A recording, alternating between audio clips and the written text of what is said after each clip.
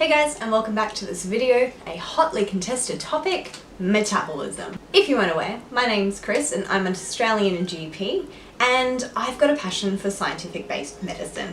Sounds really lame, please don't click off, I promise you it's worth it. So the questions I'll be answering today: what is metabolism? Can you boost it? Are there foods that boost it? What makes metabolism so sluggish that you need to boost it anyway? If you're interested, you know what to do. Stay tuned. And while you're here, don't forget to like, subscribe, and leave me a comment. What are you interested in? Do you have questions about this video? I'm really eager to engage with you guys, but without further ado, let's get into it. As always, I think it's really important to set the scene with a definition. So what exactly is a metabolism? Put simply, it's this. I'm kidding, except I'm not. Your metabolism is a complex set of chemical reactions that takes energy that you input, so for example sugar, and causes it to become the energy we use to do things like eating that sugar. Side note, can you believe that once upon a time, like 10 years ago, I was able to rewrite and absolutely properly explain what all of this is? I was the smartest I've ever been at 18, I swear to you. All of that aside, and all jokes aside, your metabolism is not a simple thing. So your metabolism, this complex set of everything here, is active 24/7 whether you're awake, asleep, eating, exercising, doing nothing, until the day you ultimately pass away. Similar to your immune system. I'm going to make it very clear right now. You do not need to kickstart or wake up your metabolism. So unless you like the taste of things like celery juice, lemon water, etc., don't waste your time, don't waste your money. Just know that these things can't necessarily harm you by any means. It's water and celery, for goodness sakes. But they're not going to do you any inherent good when it comes to your metabolism. So like I said, your metabolism is a complex chain of reactions needed to provide your body with the ability to do everything. It provides all of your cells with energy, so that's to make sure your heart is beating, you're breathing, that your muscles can move, that your stomach can digest. Essentially, your metabolism equals living. Something talked about a lot in the media, and rightfully so I suppose, is your basal metabolic rate, or BMR. Your BMR is the energy it takes for you to simply be. It accounts for 60 to 75% of the energy expenditure we have every day. And like I said, this is the energy it requires for you to have that heartbeat, to breathe, to digest, even if you were just sitting on the couch watching Netflix all day or simply asleep all day. It makes sense then that people would want to increase their basal rate, right? We'll get into that, but just stay with me. It's true that metabolism varies from person to person and within one person's lifetime. Think about it. When you're a child, you're trying to grow. So you've got organs that need to grow, you've got bones and muscles that need to stretch, and more importantly, your brain is taking in so much new things, it's learning, it's growing. That yeah, it makes sense that you're going to burn more energy. This is why kids often eat a lot. I mean, have you ever met a teenage boy going through a growth spurt? That aside, it makes sense, right, that your basal metabolic rate as a child is much, much higher than, say, when you're in your 50s. So yeah, your metabolism does slow down, but this is natural. This is what's supposed to be. You haven't got any more growing to do after maybe your 20s. I don't know, if you're anything like me, you start growing at like 12, but anyway, I digress. So it's also true that the way that people's metabolism works will indicate how easily they can gain or lose weight. We've all met those really slender individuals who seem to just stay so thin no matter what they eat or no matter how little exercise they do.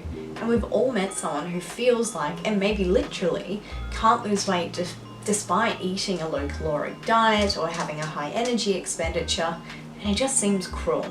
I completely understand, especially in today's society where we tend to idolize those who are slender and demonize those who carry extra weight, why people would want to boost their metabolism.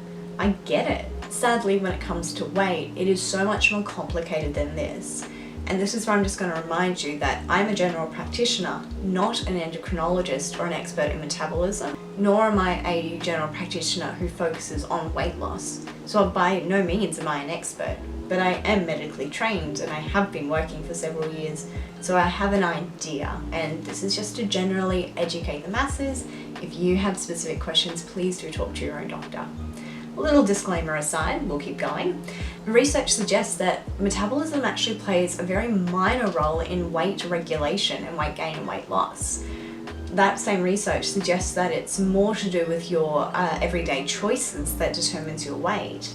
And there's a lot to be said for things like your preset weight, basically the weight that your body feels most comfortable and can function in. But there is good news. To a degree, you can manipulate your metabolism. This means, in simple terms, ultimately, you can burn more energy without necessarily doing anything. That's where the caveat is. Now, I want you to take a breath with me here before I get into the juicy details and all the secrets. No, seriously, take a second. Why are you watching this video? What is it that's motivating you?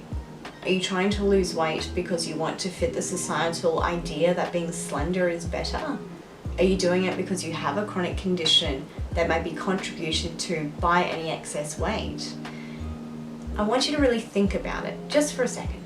Is it important to you to adopt these metabolism boosting, tricks and tips because you want to be in a smaller body, or because you care for your body? It can be both, but think about it, seriously.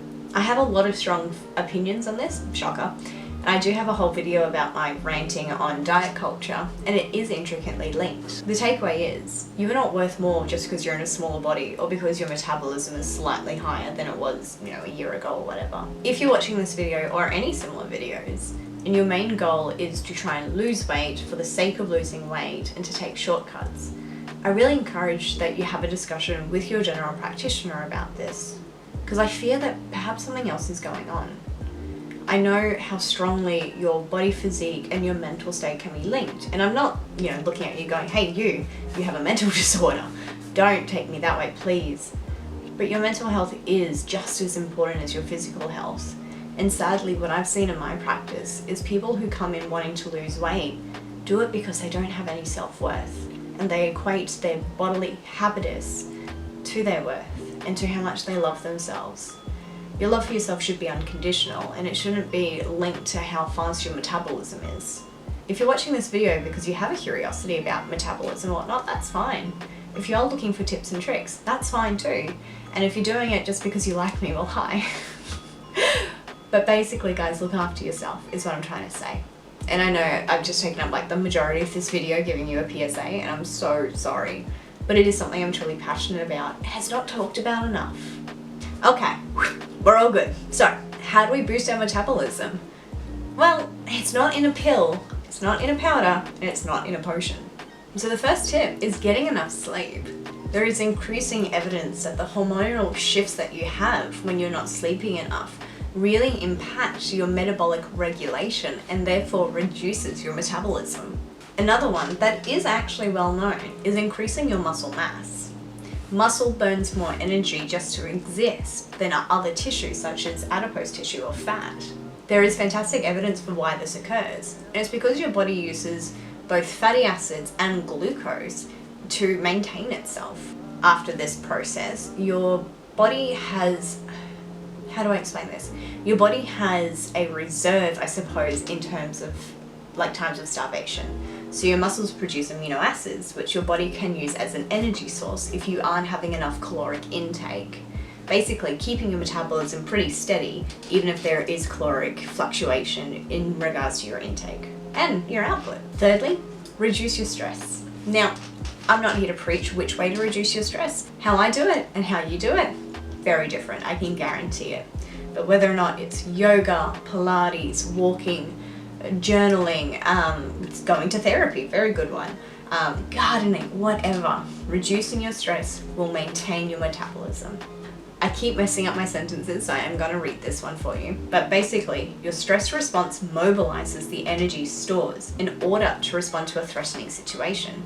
Whether you're stressed, anxious, or depressed, your body will hold on to whatever energy stores it can to be prepared to run away from whatever threat it is. Once upon a time, of course, this was a saber-toothed tiger or a lion or what have you from our ancestors. But now, you could be stressed over picking which lettuce in the grocery store. So your body holds on to all that energy, but then you don't necessarily utilize the flight or fight. You're not using that energy to go anywhere. So your body just keeps holding on, waiting. Why would your body burn off extra energy when it knows that you've had such high stresses recently that it's going to need to utilize that energy you've stored to get away, right? Of course, this is an oversimplification, but it does make sense. Not only this, but chronic stress can lead to dietary overconsumption. Comfort food, right? When we're stressed, even I'm guilty of this, not that there's anything to be guilty about, but you go for foods that taste good, that give you an endorphin rush, that make you feel more comforted. And yeah, increased intake means that you are more likely to put on excess weight, especially when your body is holding on to energy and not expending it, waiting for some big thing to happen. So, reduce the stress. Finally, stop dieting. Think about it this way. Your body is a beautiful machine. It can absolutely continue working despite very small fluctuations. You have a birthday cake this week. Next week you don't eat too much or you're unwell. And yet your metabolism and your bodily functions continue to work seamlessly. However, if you are chronically changing your intake, and I'm specifically talking about yo-yo dieting, your body's not going to know whether or not it's about to enter a period of starvation, especially if you're reducing your calories for weeks on end or days on end.